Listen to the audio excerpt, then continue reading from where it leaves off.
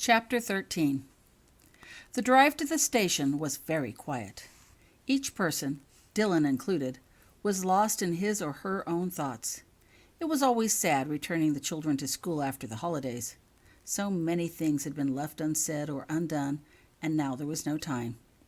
Laurel had shown Holly's Christmas gift to Dylan. He thought it was very pretty, but way too expensive. He was touched by Holly's generosity, especially as she must have used her Christmas money to purchase it.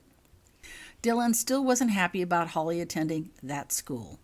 Even now he couldn't bear to say the name, but Laurel had assured him that, for the moment, that school was probably the best place for Holly. She did look much healthier and happier for having attended it. Christmas holidays had not gone as expected, thought Dylan, thinking of Holly's short hair and Vernon's probation. But it had not been the disaster he had feared, either. Holly still loved him, and, surprisingly, he found he still loved her, as much as before, despite the reason she attended that school. Maybe it wouldn't be so bad letting her go there after all. They pulled into King's Cross Station and parked their car. Dylan carried Holly's bag for her as they entered the station. "Look," said Holly, "there's Cousin Harry."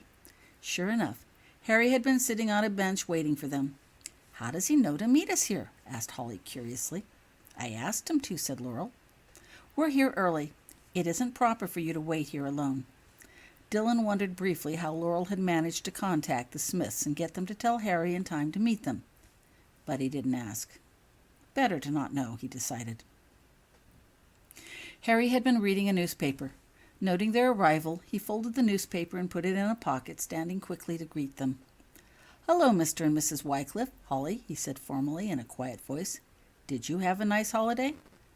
Yes, we did," replied Dylan. He awkwardly held out his hand by way of greeting. They owed so much to Harry, he could at least try to be polite. Harry noted the gesture with surprise. He said nothing, but followed suit and extended his own hand, grasping Dylan's briefly. "I brought you some cookies," said Laurel, holding out a white box tied with a green bow. "I baked them myself. I thought you and your family might enjoy them." "We would indeed," replied Harry warmly as he took the box. "Home-baked cookies are always a treat. Thank you so much." Dylan shifted uncomfortably, unsure what to do next. "Well," he said finally, "I guess we'd better get going. Goodbye, Holly." He knelt and gave her a hug. "Goodbye, Daddy," she whispered in his ear while hugging him back. "I love you." "I love you too, baby," he whispered back. Dylan stood back and let Laurel hug and say goodbye to Holly. When Laurel stood, she looked at Harry. "Thank you for everything," she said to Harry. "My pleasure," he replied, and then the two left for their car. Harry Potter was pleased to note the health stone Laurel now wore around her neck when she accepted the box of cookies. That special shimmer meant that Holly had activated it, and he suspected Laurel knew exactly what it meant, though he doubted Dylan did. Old habits would die hard for him, for both of them. Even a simple handshake seemed almost too much for either of them. Ginny had a health stone, as did Hermione. Hermione always wore hers under her clothing, and only noticed it had gone very dark when she had taken it off that night. She and Ron had hurried to his house to see if Harry had known anything. Ginny's health stone looked normal, so it was just Rose that they had to worry about. Then Creature arrived and reported that Rose had not shown up for lunch and that none of the three, James, Albus, or Rose, had shown for dinner. He returned later to report that they could not be found in the castle. After that, it was a matter of anxious waiting. There was nothing they could do to find the children any faster than Neville or the rest of the Hogwarts staff. Abruptly, Hermione's healthstone went from dark purple to light purple, and everyone breathed a huge sigh of relief. 20 minutes later, Creature arrived saying the 3 students were back in Hogwarts, and Rose was in the infirmary. The next morning, an owl arrived for Ron and Hermione, informing them that Rose would need to stay in the infirmary a while. How did the owl know that they were staying at Harry's house at the time? Then came a second owl, informing Harry of Holly's part in the night's adventures. Harry hadn't realized the children were that close. He suggested to Creature that should his children go missing again, Creature might look into the whereabouts of Holly Wycliffe as well. Albus and James had a lot of explaining to do upon their return. Harry and Holly watched her parents leave the station. When they had vanished from sight, Mr. Potter, It felt weird to call him Cousin Harry when they were together, reached down and lifted Holly's bags. "I think we should find our station, don't you think?" he said. Holly nodded. I don't really know which one it is." "It's platform 9 3/4, replied Mr. Potter. He started walking off and Holly followed, carrying Sasha. He stopped in front of a brick pillar. "Here we are," he told Holly. Holly eyed the pillar apprehensively. "I don't really know what to do," she confessed. "That's okay," said Mr. Potter. "Just walk straight towards the barrier quickly. Don't stop and don't be scared. You'll crash into the barrier." Holly still looked at the barrier uncertainly. "You got through it last time," said Mr. Potter encouragingly. "You can do it again." "But my eyes were closed last time," protested Holly. "That's a good idea," said Mr. Potter. He lifted the 2 bags to under one arm and balanced the box of cookies on top. "You take my hand," he commanded. Holly shifted Sasha to under one arm and gave her free hand to her cousin. "Now, close your eyes." Holly did. "Ready?" "I think so." "Then let's go." They moved swiftly forward. "You can open your eyes now," came the voice of Mr. Potter. Holly opened her eyes and saw with amazement the Hogwarts Express sitting on the tracks in front of her. A sign overhead indicated they were at platform 9 3/4. The station was empty of people. Holly and Mr. Potter found a bench to sit on and wait. Sasha jumped free to chase some butterflies and to investigate a beetle. Mr. Potter looked over at Holly. "You've cut your hair," he said conversationally. Holly nodded. "It made me look too much like your mum, Lily." Mr. Potter nodded. "I'm sorry to hear that," he said solemnly. "You had lovely hair." "It's okay. I can grow it back." Holly was silent. Then she spoke softly. "May I ask you a question?" "You may." Holly didn't know how to begin. "Your mum, Lily," she started. "Grandma didn't like her, yet they're sisters. Do you know why?" Mr. Potter was silent for a long time. Holly could tell the question disturbed him. Amazing how much she could tell about people now that she could identify their emotions. She wouldn't have asked, but she really needed an answer. "It's important," she told him. Finally, Mr. Potter spoke. "Your grandmother really wanted to go to Hogwarts with Lily," he said slowly. "Then she learned she couldn't. I think she got very jealous and began to hate everything connected with Hogwarts, including her sister." "Thank you," said Holly quietly, not pressing for further details. "And you?" "Me?"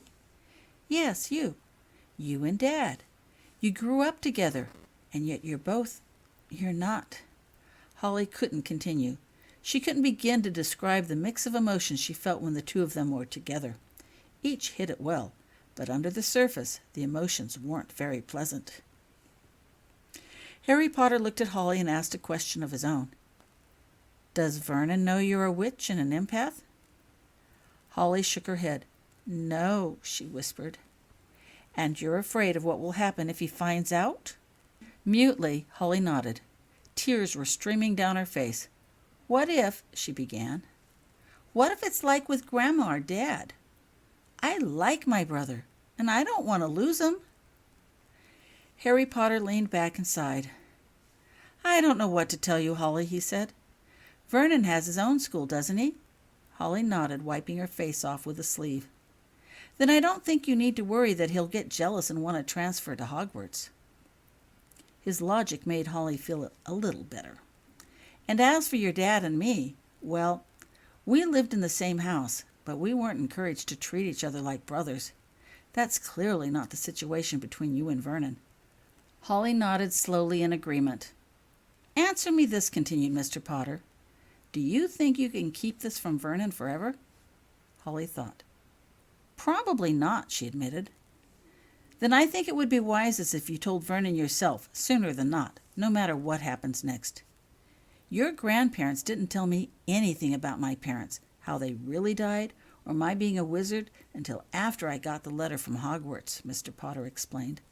"I remember feeling very hurt and angry at being lied to like that. I don't know how Vernon will react to the news, but it would be much worse if he finds out some other way. and thinks you've been deliberately lying to him." Holly nodded thoughtfully. "Thank you," she said softly. She was quiet for a while, and then she said, "Mr. Potter?" "Yes?" "Do you think you could get me Vernon's address at school?" "I think I could do that," he said gravely. Then he glanced around the station. "Look," he said, "the Weasleys have arrived." Holly looked up. She recognized Rose walking between two adults, obviously her parents, and a young boy with dark red hair. The boy was tall but looked too young to attend Hogwarts.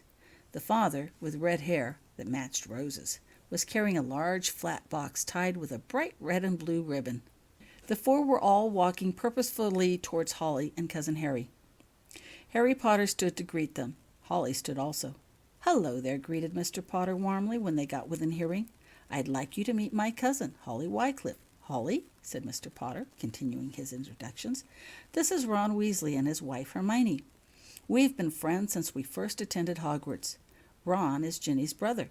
I believe you already know Rose, and this is her younger brother, Hugo." "Pleased to meet you," said Holly politely. "We are pleased to meet you, too," said Mrs. Weasley, shaking Holly's hand.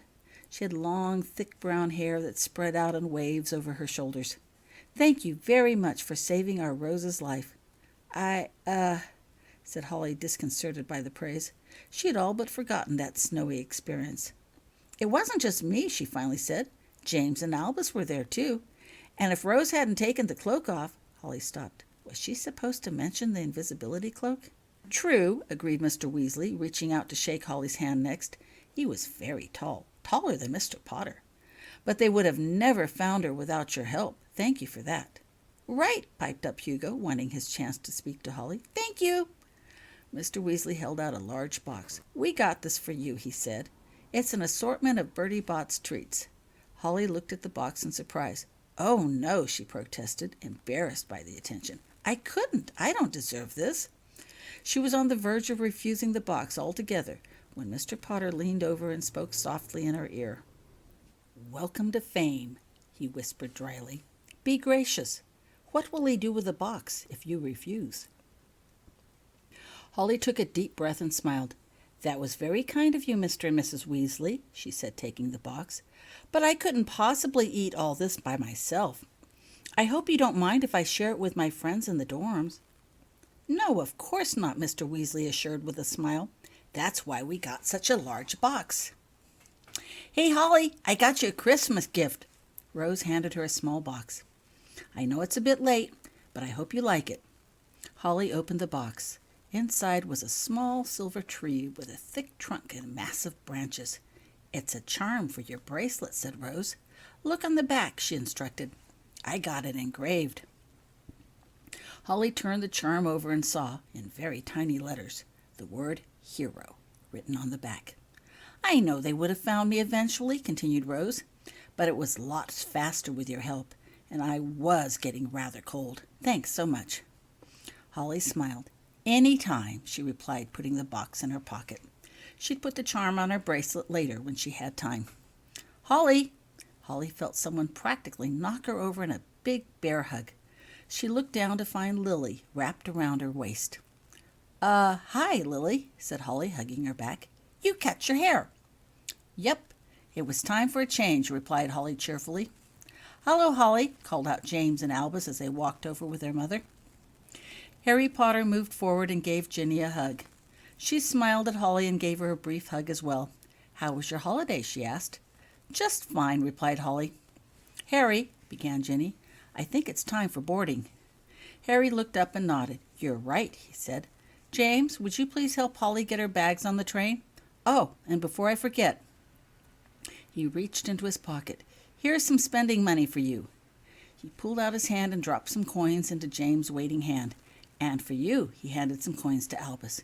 "And you," he said, giving more coins to Holly.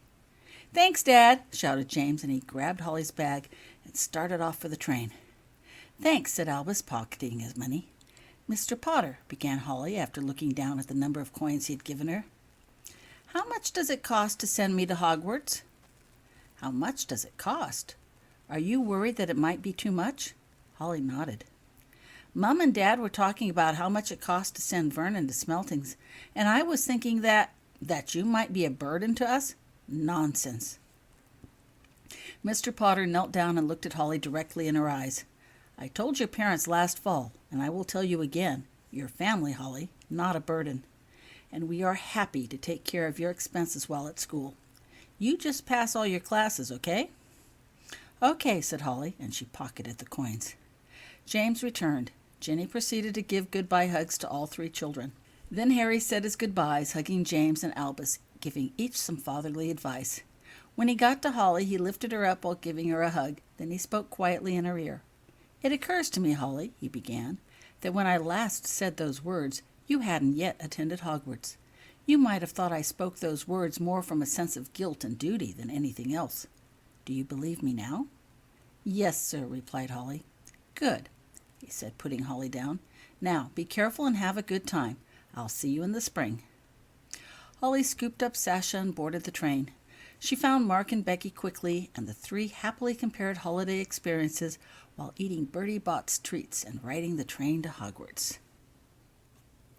The worst thing about returning to Hogwarts was the week of detention Holly had to spend with Professor Longbottom.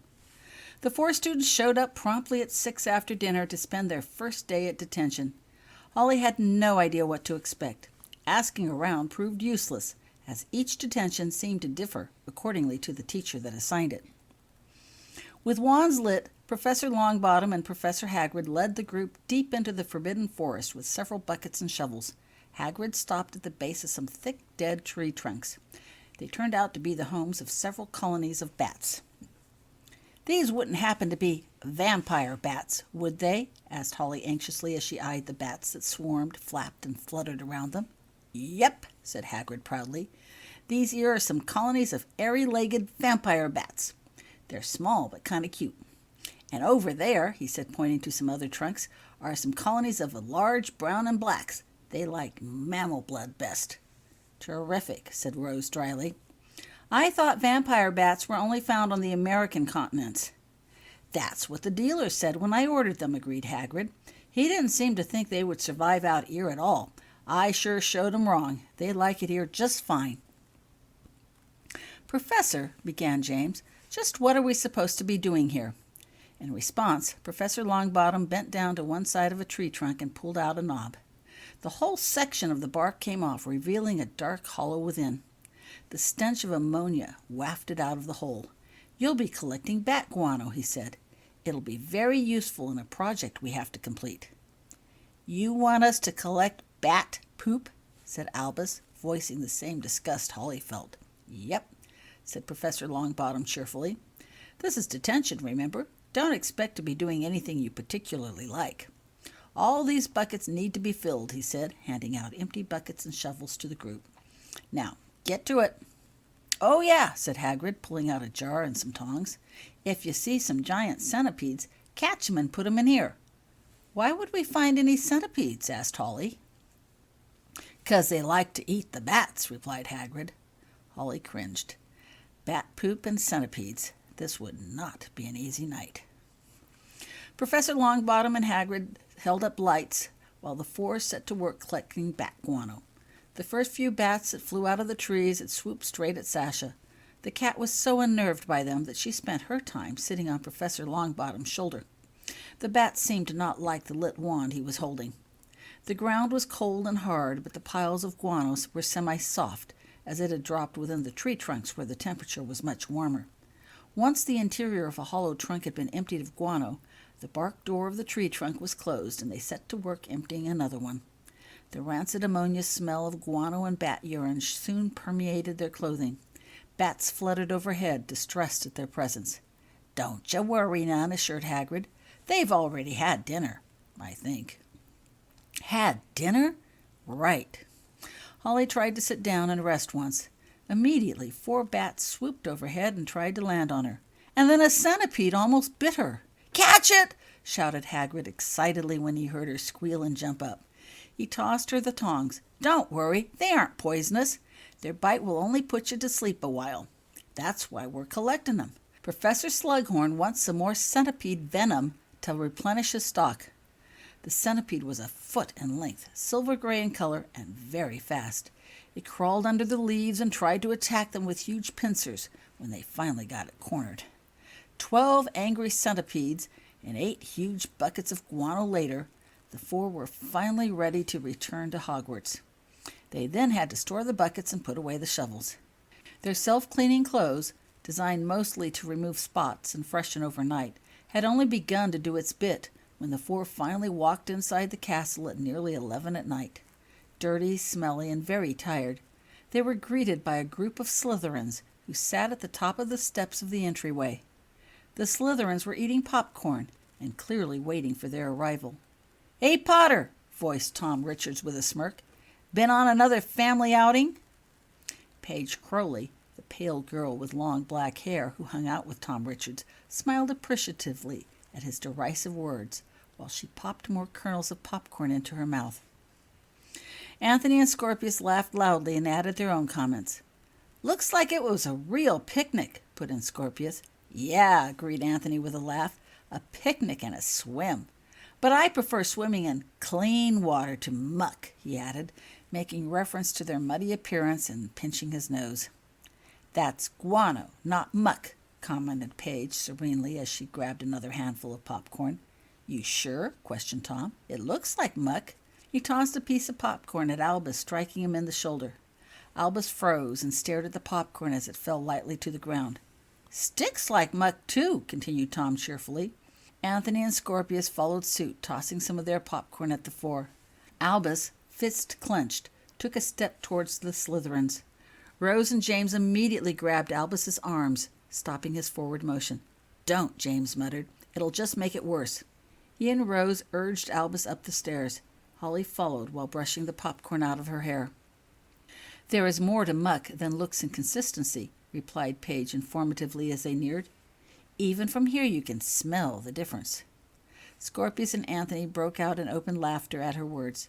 "Scent is an important part of potion identification," Paige added by way of explanation. "But if you don't believe me, you can always ask."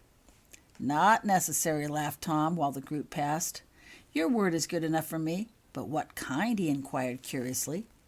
Holly and her cousins continued up the stairs while trying to ignore the Slytherin conversation. "Bat, I think," speculated Paige loudly. "I've seen them come out occasionally at dusk." More laughter and conversation followed. It was humiliating to have to listen to their jeers and laughter. Holly felt not only her own embarrassment, but that of Albus, James, and Rose in varying degrees of intensity. "Well," sighed Rose when they got off the stairs, rounded the corners, and were finally out of sight and sound of the Slytherins, "it could have been worse." "Yeah? How?" asked Albus. "I asked Mum about detention over the holidays. She said your dad once had a week of detention where he was kept out until well past midnight and still had a stack of homework to complete for his classes each day. At least we'll be able to get to bed sooner than that." "And we won't be collecting any more bat guano," said Holly brightly as she brushed her long strands of stringy, mucky hair out of her eyes. Surprising how fast and long her hair had grown once she had returned to Hogwarts. "We got it all tonight." "Yeah," said James wearily. "I wonder what we'll be doing tomorrow." Detention the next day, if not worse, came in for a close second. Professor Longbottom handed each person thick overalls, rubber boots, and gloves, and put them to work cleaning out the mud and muck from the bottom of Cuddles' pen. Cuddles was now over 3 meters long. There were so many holes in his enclosure that the patches had patches, and Hagrid had given up repairing them. Cuddles wore a thick leather collar around his middle attached to a heavy chain. The chain had several new links showing where Cuddles had previously dissolved through the metal. He clearly did not like being tethered. "Can't walk him no more," muttered Hagrid disconsolately. "The centaurs are complaining about how he's been destroying their homes." So besides slipping and sliding in the smelly muck that was the bottom of Cuddles' pen, the 4 had to shovel it into wheelbarrows and haul it out of the pen, all the while dodging lizard spit. They then dumped the muck next to the now solidly frozen guano. When the pen fires burned low, Holly set to work gathering more wood. This was fairly easy as the nearby forest was littered with broken branches, courtesy of Cuddles. She got a lot of practice using the Wingardium Leviosa spell. It was late, and they were all filthy and tired when the four walked back into the castle. The Slytherins were again out on the steps, ready to heckle and jeer them as they walked past. "I wish we could find a way to get them to leave us alone," muttered Albus gloomily as they passed by the laughing Slytherin students. "Another time," hissed Rose, dragging Albus along. "We have to hurry. We have class tonight." And they did.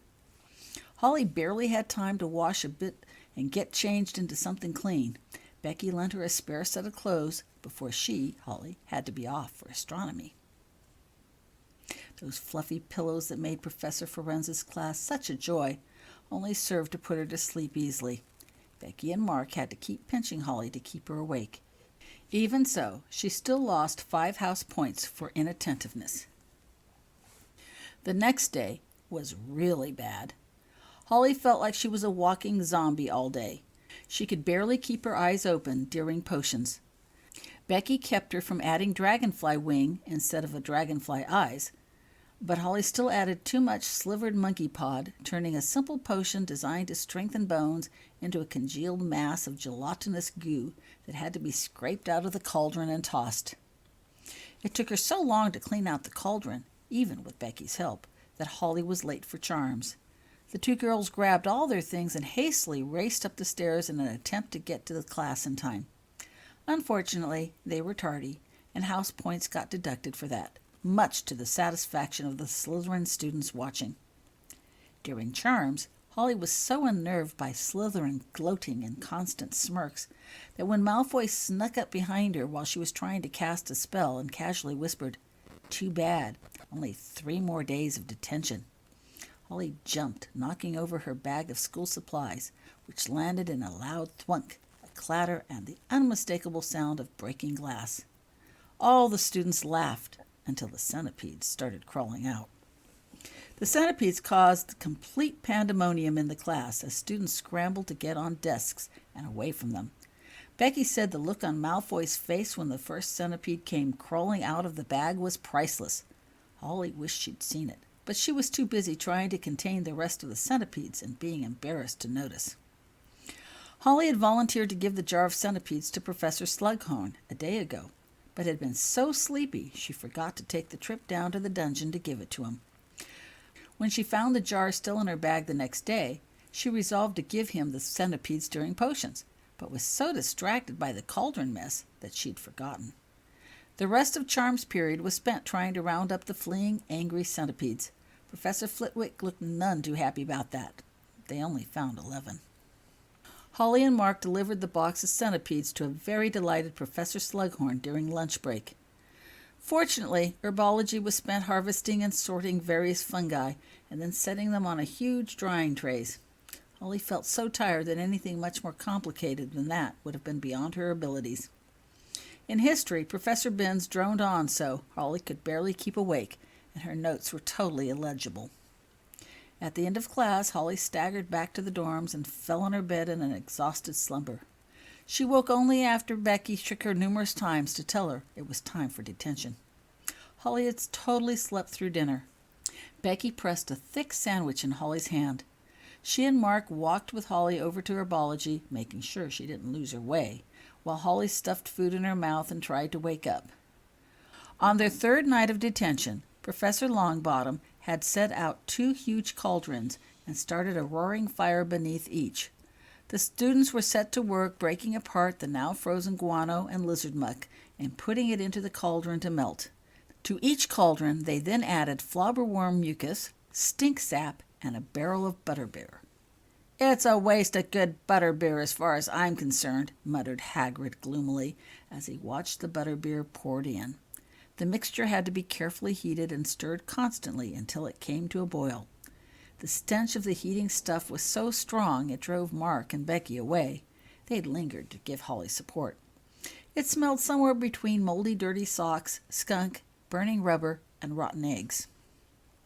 When the mixture came to a boil, they ladled it into the buckets and carried it over to Cuddles' new pen. Hagrid had built a fine, large enclosure for Cuddles set further away from his hut and the school grounds. Every inch of the 3-meter-high walls had to be slathered over with the steaming hot stuff. Apparently, when dry, it was resistant to lizard spit. As soon as a cauldron was emptied, they refilled it and kept stirring until the next batch was ready. The group was about halfway finished coating the new enclosure when Professor Longbottom called it quits for the evening. Everyone again returned to Hogwarts, tired and filthy. "Hey," commented Albus in surprise as he looked up the entryway stairs. "No greeting committee," meaning the Slytherins who had cheerfully waited for them the previous nights. "Yes, well, they might be otherwise occupied tonight," said Holly while they walked up the stairs. "Really?" inquired Rose. "Why?" "Remember the centipedes I was supposed to give Professor Slughorn?" "Yes." "Well, the jar broke during charms, and Becky told me she saw one of them crawl into Richard's bag. She tried to tell him, but he thought she was asking him to help them find them in general and wouldn't listen. The Slytherins never take their bags to lunch, so that means a centipede may have gotten loose in the Slytherin dorm." Everyone laughed at the thought. "You don't suppose it might have bitten someone?" inquired Rose anxiously. "If we could only be so lucky," replied James dryly. The four finished coating the walls with a smelly mixture the next evening during detention. Then they coated the sides and the ceilings of a small shelter inside that would protect Cuddles from the snow and the rain. Afterwards, Hagrid lit some large bonfires within the enclosure to help dry the walls and ceiling. The Slytherins were waiting again up at the entryway steps when all four returned to Hogwarts that night. Their laughter and jeers died away quickly when James asked them if they'd seen any centipedes lately.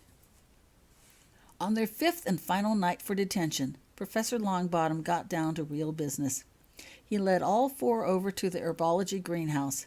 It had lain unused all winter. Its glass windows were full of lizard spit holes, making it useless as a greenhouse. James and Albus balanced on broomsticks and painstakingly removed each damaged section. Holly and Rose used Wingardium Leviosa to lift the replacement panels up. James and Albus then carefully fitted the replacements into each gap. While they worked, Professor Longbottom happily watched their progress, commenting that it had been pointless to repair the greenhouse earlier while Cuddles could keep getting out. Hagrid had placed Cuddles in his new pen during the day and reported the lizard was happily spitting away in his new home. It was quite late when the four finished replacing all the damaged glass and finally returned to Hogwarts. Though tired, for once they weren't covered in mud and muck or smelled up the halls as they passed. Of course, the Slytherins were not present to notice this final return in a relatively clean state, having tired of the detention embarrassment game, and no doubt found something more interesting to do on a Friday evening. Vernon D. Wycliffe.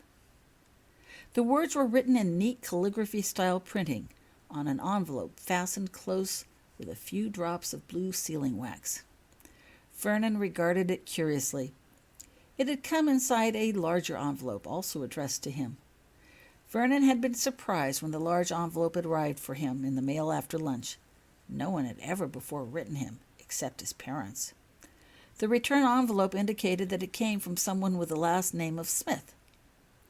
At first, Vernon thought it might have been delivered to the wrong person, as he couldn't remember anyone with the last name of Smith, let alone think of why somebody named Smith would be writing him. But there could be no mistake, as his full name was written on the outside with a complete address, including his dorm and room number. Vernon studied the second envelope within the larger envelope. It looked to be a hand-folded envelope of creamy-colored parchment-style paper. His name and full address was on one side. When he flipped it over, he found, to his surprise, Holly's name on the back. Was this a letter from Holly?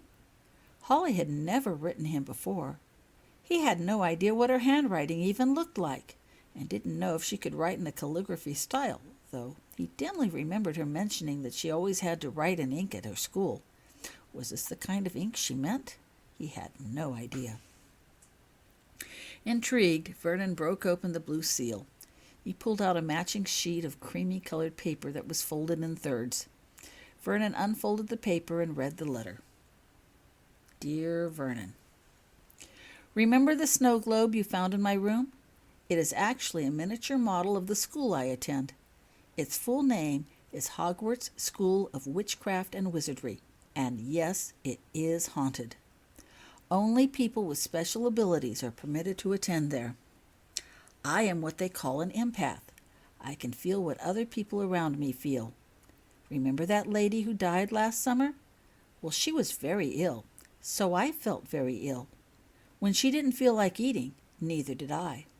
I probably would have died along with her if Cousin Harry hadn't taken me out of our home when he did. I can also feel the emotions of people around me. That's how I knew you weren't telling everything you knew about my cat, and how I knew something was up when you were practicing Dad's signature. I didn't tell you any of this before because I was afraid of how you might react. Grandma Wycliffe had a sister named Lily, Cousin Harry's mom. She was a witch, and Grandma still hates Lily very much. Cousin Harry is a wizard. Dad grew up with Cousin Harry, and they don't like each other very much either. I was afraid the same thing would happen between us. But Cousin Harry says it is better that I tell you now than you should find out later and think I have been lying to you. So that is why I'm writing this letter. It's okay if you don't believe me. I wouldn't believe it myself if I weren't here. I missed you. Love, Holly. P.S. They don't have a mailbox here, so if you want to write me, send the letter to me in care of the Smiths, and they will forward it to me. Vernon stared at the letter in disbelief. Was Holly serious? Did she actually believe what she had written? This was the strangest letter. And as he stared at the letter, the writing on the page started to fade. All of a sudden, Vernon felt the page slide from his grasp. He looked up in surprise. "What's that you got there?" Travers asked as he opened the letter to look at it. "Yeah," said Montague, grabbing the letter from Travers. "It's a letter from my sister Holly." "Hey, there's nothing on it." "Really?" Vernon reached up and grabbed the letter back. Sure enough, the page was absolutely blank. Hadn't he just read something on it a few seconds ago? The fading ink had been the most difficult part of writing Vernon's letter.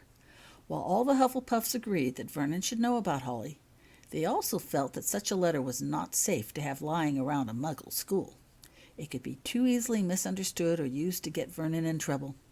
Holly timed several classmates opening and reading the letter to determine how long the ink should remain visible. Then she got Roland to cast a vanishing ink charm on the paper to guarantee the paper would become blank at the right time. Vernon looked up at Travers and Montague. They were the two that had probably broken into the main office. They had been with him last spring. Vernon had tried to keep his word to Holly and his dad to keep away from Travers and Montague, but somehow, the more Vernon kept away, the more they insisted on hanging out with him. Ever since his talk with Dad, Vernon had taken a second look at the two. Both boys were tall and slender with brown hair. Travers had green eyes and Montague had brown.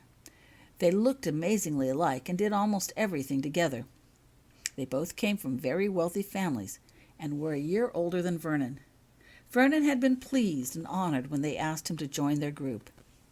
Travers had a winning smile and could talk his way out of almost any situation. Montague always had an idea of what to do during their free time, what new tricks to play, whom to tease. Breaking into the main office had been his idea. Both boys had been worried when Vernon had been called in to talk to the headmaster last fall, and relieved when Vernon reported he had said nothing about them. Travers had felt it was no big deal when he learned Vernon had been placed on probation. It wasn't like it was an expulsion or anything. Montague had even suggested Vernon forge his dad's name on the notification letter. For all they knew, Vernon had indeed forged his dad's name. Neither had bothered to inquire what had happened during his holiday. Vernon had been trying to watch the two objectively since his return. They were the picture of virtue and innocence around the teachers and other adults, but privately, neither boy had a nice word to say about anyone else, student or teacher. They both loved to use their knobbly sticks to harass the younger students. Maybe they loved it too much. Were they bullies in fine clothes? Travers said the knobbly sticks taught the other students to respect their elders. But Vernon now thought it looked more like fear on the younger students' faces, not respect. Though smart, the two boys regularly copied and got others to do their schoolwork. Montague said the school was one big family, and everything should be shared, schoolwork included. They frequently took whatever they wanted from the other students, but Montague never shared his things. Vernon never minded the taking. He never had anything much of his own to share. But Holly's letter They should have asked first before grabbing and reading. Suddenly Vernon was glad that, for whatever reason, the writing on Holly's letter had vanished. What she had to say was his business, not theirs. In deciding that, he came to a decision about Travers and Montague. Vernon wanted his name cleared. "Well," said Vernon dismissively, folding up the now blank page and putting it in the Smith envelope, "Holly's a little strange. Lately she's been claiming she's a witch." "That is a little strange," agreed Montague. "Yeah," continued Vernon. "She got real angry when she found out I was on probation. I told her it was no big deal, but she said she was going to curse the people who got me in trouble. She doesn't even know any names, but she said she could still do it." "That's dumb," scoffed Travers. "There's no such thing as curses." "I know that. You know that," said Vernon. "But try to convince my little sister that. Like I said, she's a little strange." Vernon laughed. They all laughed. Vernon pulled open his desk drawer and put away the envelope. The edge of a gold-colored box glinted in the light. "Hey, what's that?" asked Travers, noticing the box. "Oh, nothing," said Vernon, trying to shut the drawer. But Travers was too quick. His hand was in the drawer, pulling out the box. "That's a real fancy box," said Montague admiringly, noting the gold-embossed W on the top. "Give it back," said Vernon. "I really don't want it But Travers had already opened the box. Both Travers and Montague's eyes lit up when they saw the candy within. "You've been holding out on us," said Travers accusingly. "We share everything, remember?" Without asking, he removed a piece and took a bite. Montague took another one and bit into it.